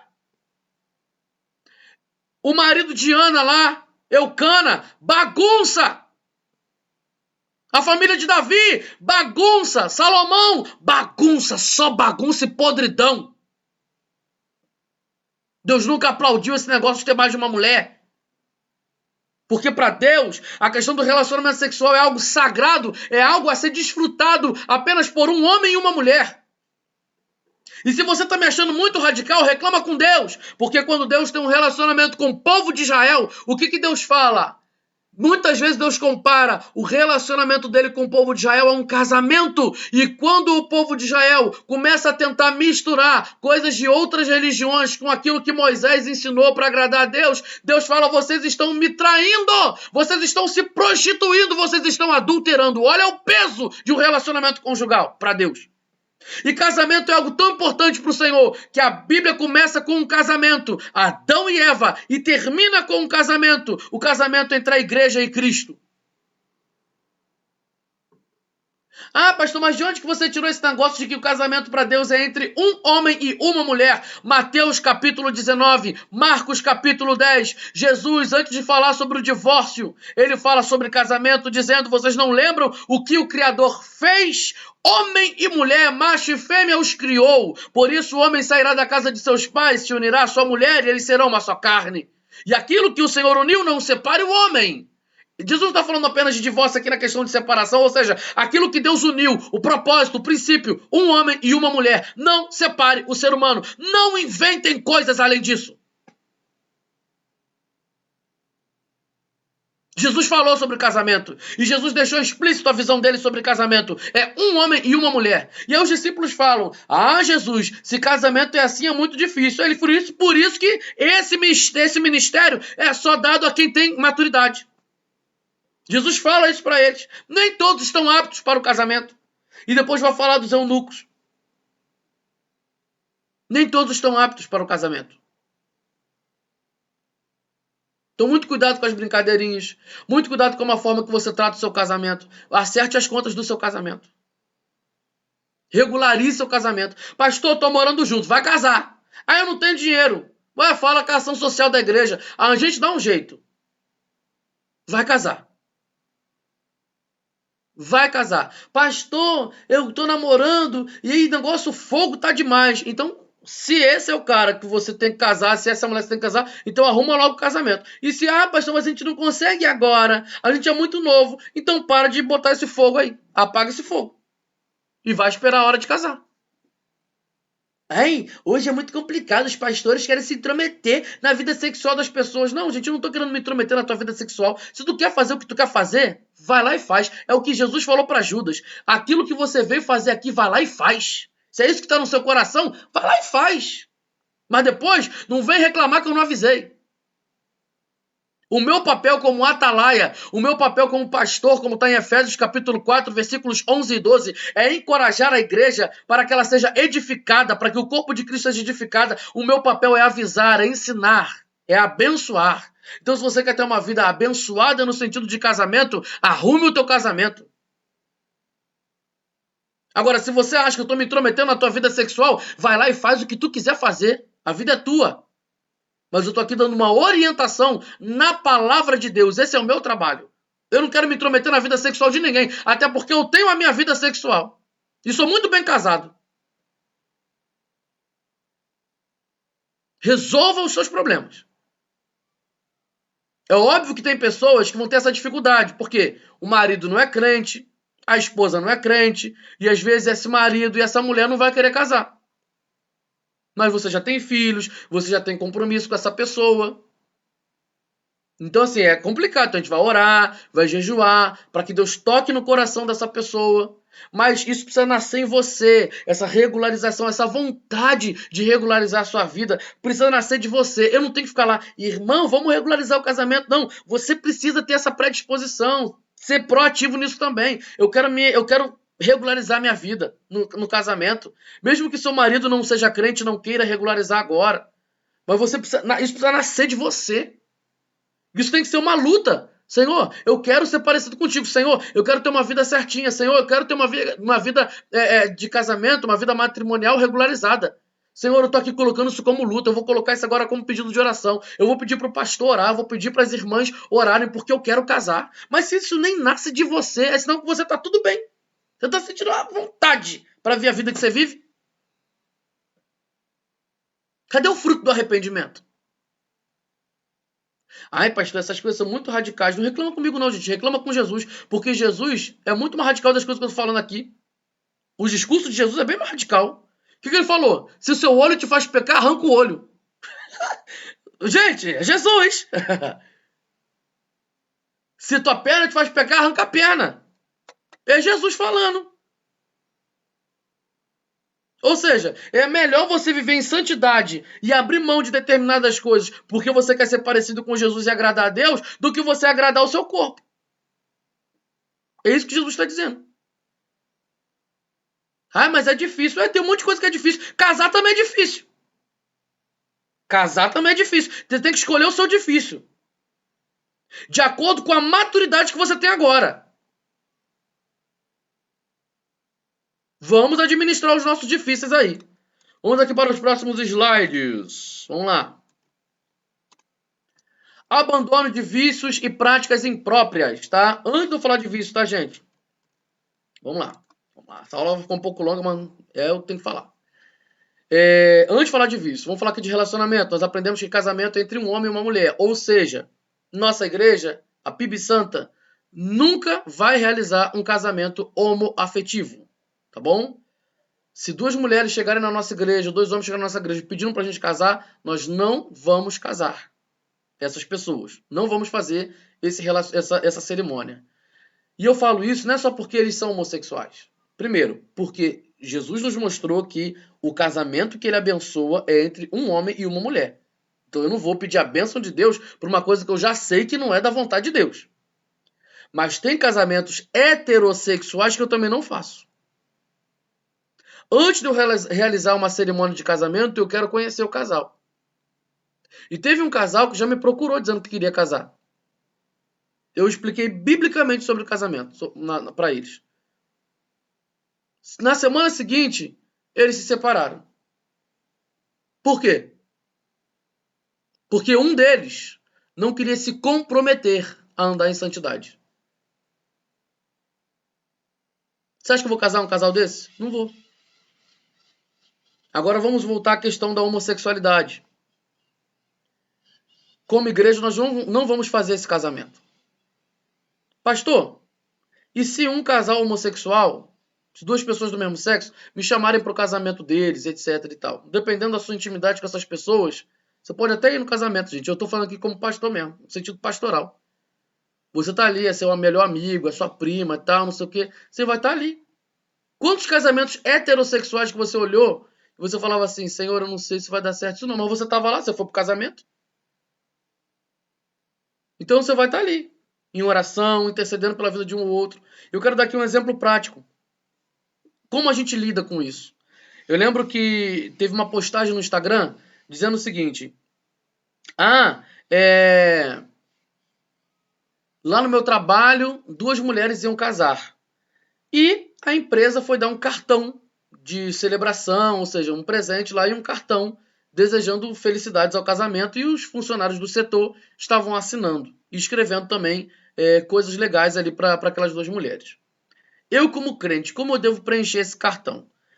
O pastor que fez a postagem falou que ela não deveria preencher o cartão, que ela não deveria assinar o cartão. Eu discordei. E eu escrevi nos comentários: se fosse eu assinaria o cartão. Como assim, pastor? Calma. Primeiro, por educação. Porque se você não assina lá, olha, fulano assina, tá vendo? Os crentes são assim mesmo, intolerantes. Não, a gente não é intolerante, não. Então você vai assinar o cartão.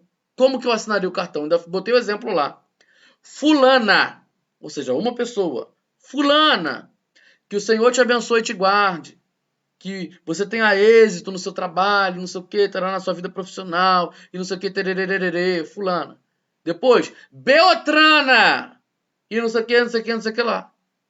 Você não falou de casamento, você não desrespeitou as pessoas e você ainda abençoou a vida de cada uma delas, sem desrespeitar e sem concordar com o casamento.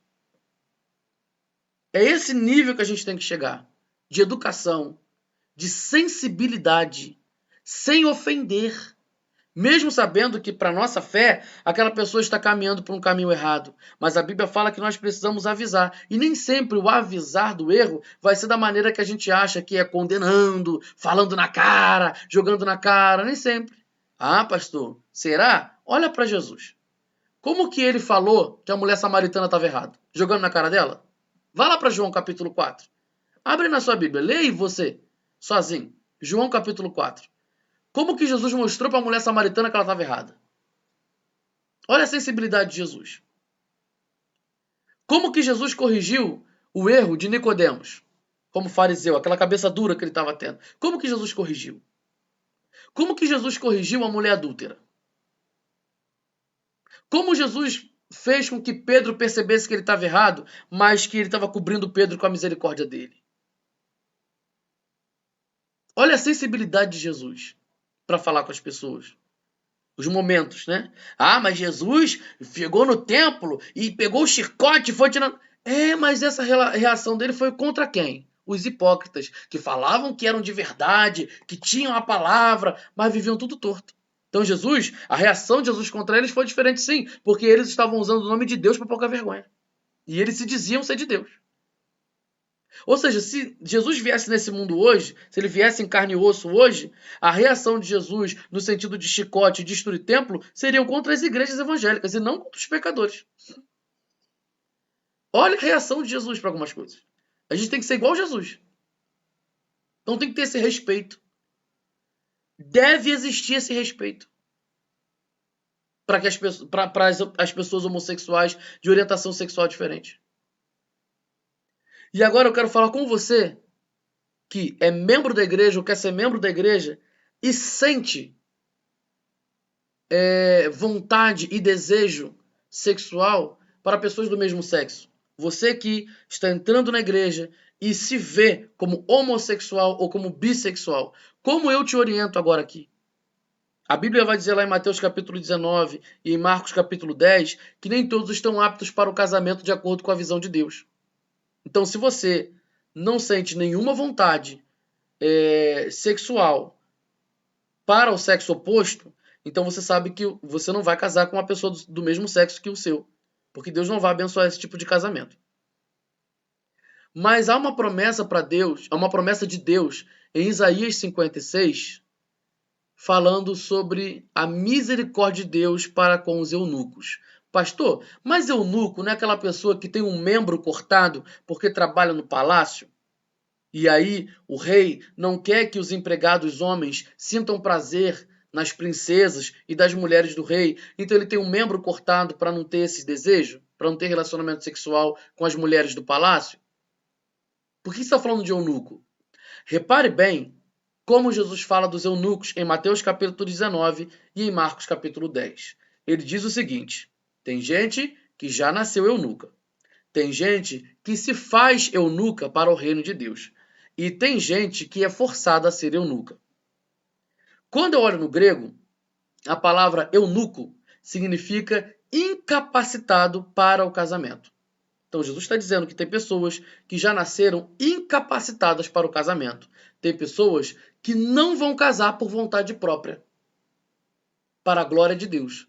E tem pessoas que são forçadas a serem incapazes de casar, da maneira que Deus mostra, da maneira que Deus vê.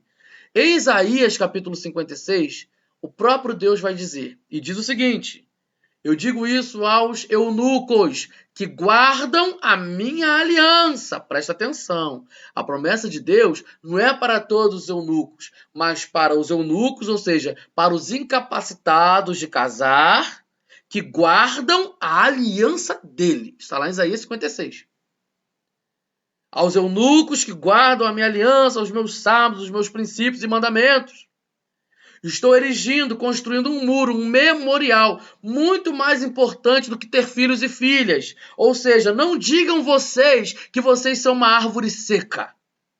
Olha a misericórdia do nosso Deus para pessoas que são incapacitadas de casar. É a mesma misericórdia que nós, como igreja PIB Santa, devemos ter. Então você que tem sentimentos, né, por pessoas do mesmo sexo, você que é homossexual e você que é bissexual, você está entrando na igreja, você pode sim ser membro da nossa igreja.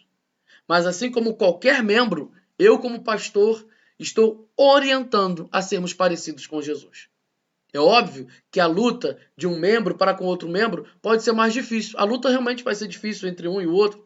A luta de uma pessoa que tem problema no corpo, por exemplo, deficiência, vai ser mais difícil do que aquela pessoa que tem os dois membros, por exemplo, da perna, do braço. Existem lutas espirituais que para mim vai ser mais difícil, porque eu tenho um passado. Eu, por muito tempo, nutri o pecado da pornografia, o tempo inteiro esse vício que atravessou o meu casamento e o meu ministério pastoral.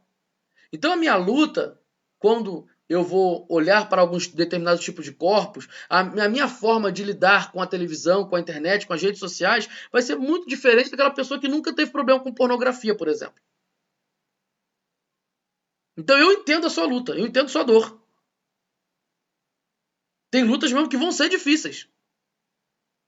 Só que enquanto eu estiver nessa terra, eu quero agradar o Senhor, eu quero agradar a Deus. Agora preste atenção.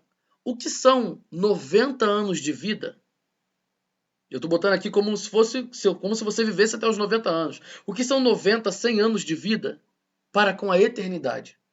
Por isso que Jesus vai dizer que nós devemos carregar a nossa cruz dia após dia e negar a nós mesmos. Amém? Aprenda a negar você mesmo. Para a glória de Deus. E mesmo que seja difícil, que você encontre apoio aqui na nossa igreja, aqui na PIB Santa. O tempo que esse curso aqui está sendo gravado, hoje, por exemplo, nessa data, nós ainda não temos o Celebrando a Recuperação. Mas um dos propósitos meus como pastor é ter o trabalho do Celebrando a Recuperação e um dar apoio ao outro. Pessoas que têm problemas com luto, problemas de depressão, problemas com área sexual. Então, da gente estar ali, um dando apoio ao outro, para que a gente não venha cair, mas sim como igreja, um apoiar ao outro para sermos parecidos com Jesus. Uma igreja transparente. Esse é uma das coisas, um dos princípios que eu sempre prezo. Eu não quero que as pessoas olhem para você e olhem para sua luta e julguem você pela luta que você passa. Mas eu quero que as pessoas na PIB Santa olhem para sua luta e falem o seguinte para você: continue caminhando, eu estou aqui com você. É esse tipo de igreja que a gente deve construir. E não um tipo de igreja que a gente vê por aí, que as pessoas veem sua luta e te julgam pela luta que você passa. Deus me livre e guarde da gente ser uma igreja assim. E quando a gente está falando de vício, vou colocar aqui o slide para a gente poder ler. Nós precisamos acertar nossas contas abandonando vícios e práticas impróprias. Vício é um hábito que escraviza e destrói a vida de uma pessoa. E os mais comuns são drogas legais, bebida alcoólica, cigarro, medicamentos, drogas ilegais como maconha, cocaína e crack, e outros como jogos, comida, sexo, pornografia e etc. Então a gente precisa se libertar desses vícios. Falando, gente, da bebida alcoólica, por que crente não bebe? Por que crente não fuma? Mais ou menos ali no século XVIII, ou seja, anos de 1700 e alguma coisa, é que houve um empenho da igreja protestante, das igrejas evangélicas, lutarem contra a bebida alcoólica e contra o fumo. Ou seja, antes dos anos 1700 e alguma coisa, os crentes, ou seja, os protestantes, aqueles que se separaram da igreja católica, era normal beber, bebida alcoólica, fumar, usar cachimbo, tudo isso era algo normal. Mas no século XVIII levantou-se um grupo de protestantes que era um movimento pela santidade, o movimento Holiness. Holiness em inglês significa santidade. Então, esse movimento começou a crescer porque a bebida alcoólica estava destruindo muitas famílias, inclusive as famílias que frequentavam as igrejas protestantes, as igrejas evangélicas daquela época. Pessoas começaram a ficar mais caídas no chão, até porque eles aumentaram o teor alcoólico das bebidas naquele período, né? As indústrias, né? Ali a gente tem um período em que começou a aumentar isso. E aconteceu esse movimento. Então, ou seja, então é melhor o crente não beber. Porque se for para cair desse jeito, para ser violento dentro de casa, as irmãs estavam aparecendo nos cultos no dia seguinte com o rosto marcado, corpo marcado pela violência. Homens que eram crentes e bebiam e acabavam tendo relação sexual com prostitutas, porque estavam bêbados, né? Então, assim, a igreja começou a se levantar no movimento da santidade, o movimento Holiness, de acabar com a bebida alcoólica, de não permitir que os crentes bebam. E isso se perdurou até os dias de hoje, até porque os missionários que vieram para o Brasil eram missionários que foram dos Estados Unidos, que foram impactados pelo movimento Holiness. A maioria dos protestantes que fugiram da Europa para os Estados Unidos vieram com esse impacto do movimento da santidade. Então, os protestantes dos Estados Unidos eram mais adeptos ao movimento da santidade do que aqueles que eram adeptos a continuar bebendo e continuar fumando. Então, quando esses missionários vêm para o Brasil, eles vêm com esse comportamento de impedir a bebida alcoólica e de falar para que as pessoas não bebam. Tá? Então, por isso que no Brasil se tem a cultura de que crente não bebe, porque nós fomos impactados, né, influenciados com esse movimento quando os missionários americanos vieram para cá. E por que a gente não bebe? Por que a gente tem que tomar muito cuidado? Porque muita gente também não vai ter maturidade para beber. Muita gente já foi muito viciada. E aí a gente não bebe para não dar vazão ao vício. E como que o vício acontece na nossa mentalidade?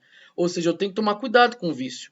O vício, ele trabalha o seguinte, gente, cria-se um caminho neural.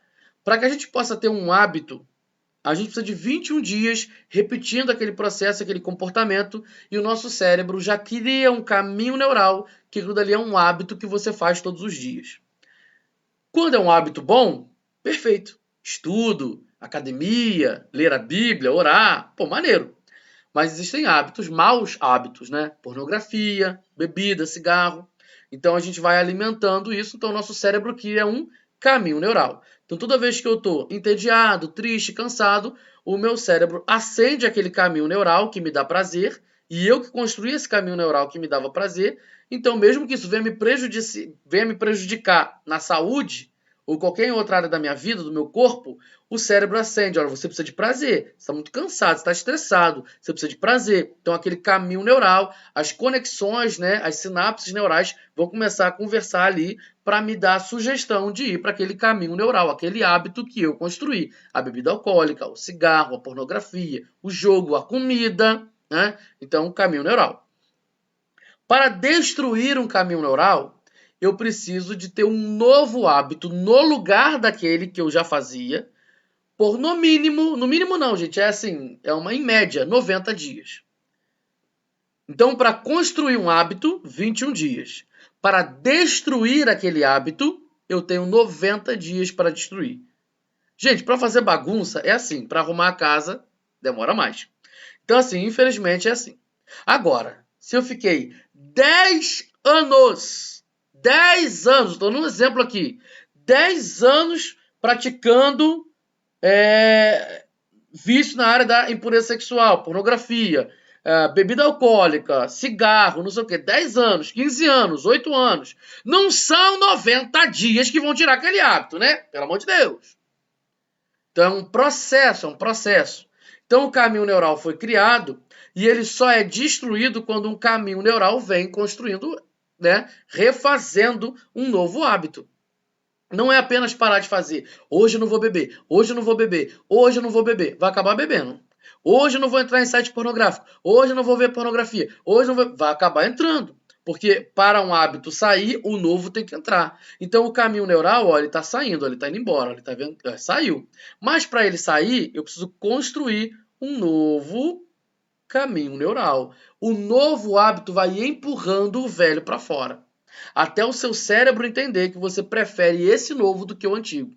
Então é assim que se cria um vício. Então por isso nós temos muito cuidado com essa questão de bebida alcoólica. Por quê? Além de ser um vício, além de praticar e dar mais velocidade para se tornar um vício, um crente bebendo cerveja ou qualquer outro tipo de álcool, de bebida alcoólica, também virou sinônimo de escândalo. Então eu preciso evitar os escândalos. Ai, pastor, mas o que as pessoas falam demais? Eu não tenho que mudar minha vida por causa da opinião dos outros, não. Mas Jesus falou, ai daqueles em que os escândalos são produzidos. Então, é melhor evitar. É melhor evitar. Agora, se você tem maturidade para beber, vai beber sozinho em casa. Entendeu? Você tem maturidade. Você não tem problema com isso. Ah, é uma coisa pontual. Você gosta de um vinho e tal, não sei o quê. Você tem maturidade? Não precisa mostrar isso para todo mundo, não. Porque você vai ter amigos, familiares que não vão saber beber. Mas vai ver você bebendo? Aí, fulano, dá um pouquinho aqui, me dá um pouquinho aqui. Aí a pessoa daqui a pouco se destrói. Por quê? Porque você acendeu o gatilho na mente dela. Aí, ó, Deus vai cobrar de você. Porque você acendeu o gatilho naquela pessoa. Tá? Então, muito cuidado com isso, tá? Então é melhor não beber. E se você que gosta de um vinho, de uma bebida alcoólica, evita fazer isso na frente dos outros. Não é para que você tem que fazer escondido. É para você não acender gatilho nos outros. Se você não tem problema com isso. Agora, se você já foi viciado, bebum, de cair ou de fazer qualquer outra coisa, e você não pode beber porque você não sabe beber, nunca é um copo, é 2 copos, é 3 copos, 5 copos, 50 copos, você não sabe, então é melhor não fazer. Não evita. Eu evito redes sociais. Por que eu evito redes sociais? Porque as redes sociais sempre me davam gatilho para entrar na pornografia. Então eu vou evitar a rede social. Ai, pastor, você está falando contra as redes sociais? Você está mandando todo mundo ficar sem rede social? Não, gente, isso é uma coisa minha, sou eu. Entendeu? Eu evito. Eu evito determinados programas da televisão. Eu evito determinadas séries da Netflix. Eu evito. Eu não deixei de ter Netflix, eu tenho. Tô aqui fazendo propaganda. eu tenho essas coisas, né? Eu tenho computador, eu tenho acesso à internet, mas tem coisas que eu tenho que evitar. Por quê? Porque eu me conheço. Porque vai me dar gatilho. Então, não deixe isso dar gatilho para você também, não. Entendeu? Saiba se libertar. E essa libertação é um processo. Porque o próprio Jesus falou em Mateus capítulo 15 que essas impurezas sexuais, a inveja e tal, tudo isso só vem do coração. Ou seja, eu mesmo produzi, guardei na minha alma e agora eu preciso tirar. É um processo. Então, o Senhor já nos libertou da condenação do pecado e deseja nos libertar dia a dia do seu domínio sobre nós. Nós já fomos libertos da condenação do pecado. Nós já fomos libertos dessa escravidão, mas agora é responsabilidade minha, é responsabilidade sua buscar cada vez mais ser parecido com Jesus, buscar melhorar a nossa vida, buscar ser livre de um vício, de um comportamento, de uma convicção que a gente foi alimentando por muito tempo. Beleza? Então, vamos nos libertar. Após a ministração dessa aula, o que você precisa concluir do seu passado para prosseguir em liberdade com Jesus? Disponha-se a fazer isso agora mesmo. Busque reconciliação, não sabe como buscar, busque um aconselhamento, ou seja, dê o primeiro passo para evidenciar os frutos do seu arrependimento e que você está querendo muito, muito, muito ser parecido com Jesus. Amém? Glória a Deus por isso. A gente nem orou para começar, né? Que vergonha. Devia ter orado para começar a aula, mas agora nós vamos finalizar essa aula com oração. Senhor, muito obrigado por essa aula. Muito obrigado, Deus, por esses esclarecimentos, por essas informações bíblicas. Ó Deus, que o Senhor possa nos ajudar nesse processo, que a gente possa ser uma igreja transparente, uma igreja, ó Deus, que a gente sabe que o outro está lutando com tantas outras coisas, mas a gente está aqui para dar apoio. A gente não está aqui para condenar o outro pela luta que ele está passando. Ó Deus, que cada um de nós possamos vencer os nossos maus hábitos, concluir aquilo que veio do nosso passado, crenças, objetos, práticas religiosas, idolatria, ofensas, que a gente saiba perdoar quem nos ofendeu, porque é isso que a gente ora na oração do Pai Nosso, e também que a gente também saiba pedir perdão para acertar as contas com as pessoas, com as instituições, emprego, chega sempre atrasado, não tem compromisso, que a gente possa acertar as contas com isso também, com os nossos comportamentos, com os nossos relacionamentos e acertar as contas com o Senhor, porque o Senhor é o principal ofendido quando nós pecamos. Então, Deus, tenha misericórdia de nós e nos ajude nesse processo, e a gente sabe que o Senhor nos ajuda.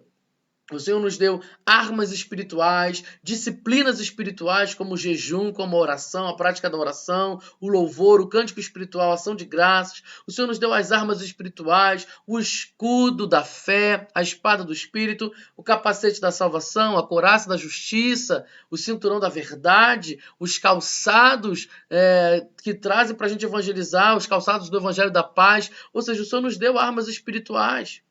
O Senhor também nos deu dons espirituais, dom de profecia, dom de curar, dom de discernimento de espíritos, dons de línguas, o dom da interpretação de línguas. Tantos dons lindos o Senhor nos deu. Tudo isso para a gente poder ser livre desses maus hábitos, desses traumas, desses gatilhos. Obrigado, Senhor, obrigado, porque o Senhor tem mostrado que quer nos ajudar. O Senhor entregou o seu único filho. Isso é a maior manifestação de amor, dizendo: eu quero que você seja livre. Obrigado, Deus, muito obrigado por essa aula. Eu te agradeço e te louvo. E que o meu irmão que está aqui assistindo essa aula possa ser encorajado a ser mais parecido com Jesus. Em nome de Jesus, amém e amém. Deus te abençoe sempre, sempre, sempre. Fiquem com Deus e até a próxima aula. Tchau, tchau.